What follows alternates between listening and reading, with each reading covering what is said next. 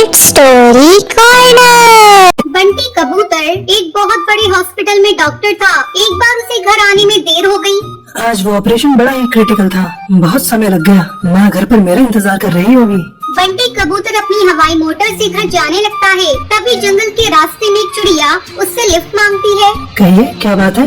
देखिए ना, मैं अपनी सहेली के घर से लौट रही थी। बहुत रात हो गई है। मेरा घर अभी थोड़ी दूरी पर है। अगर आप उस तरफ जा रहे हैं तो मुझे छोड़ते जाइए। रात का समय है, थोड़ा डर लग रहा है। जी आप बिल्कुल मत डरिए, मैं आपको आपके घर तक सुरक्षित छोड़ दूंगा। क्या मैं आपका नाम जान सकती हूँ?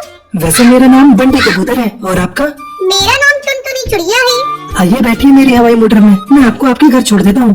बस यही रोक दीजिएगा, मेरा घर आ गया। आइए ना, मेरे घर एक कप चाय पीते हुए जाइएगा। मेरे मम्मी पापा से भी आपकी मुलाकात हो जाएगी।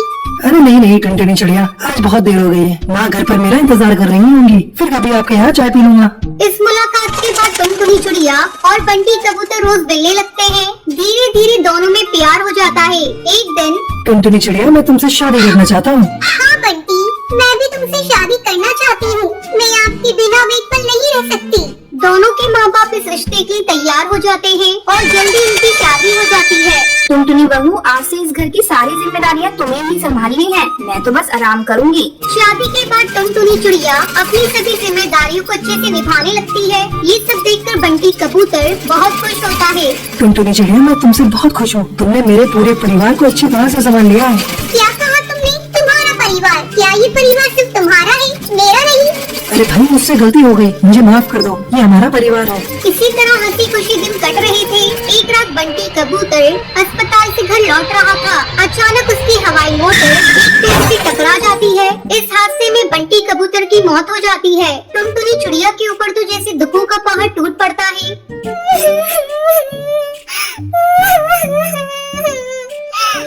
बंटी, मुझे भी अपने साथ क्यों नहीं लेते गए? बंटी, तुमने तो मेरे साथ जीवन भर साथ निभाने की कसमें खाई थी, फिर तुम अकेले क्यों चले गए? तुम्हारी बेटी भी अनाथ हो गई। अब ये पापा किसे कहेगी? बंटी कबूतर, आप इतनी जल्दी मेरा साथ छोड़कर चली जाएंगी, मैंने ये नहीं सोचा था। मेरा नहीं तो कम से कम अपनी बेटी का ही ख्याल किया होता। अरे बहू, संभालो अपने आप को।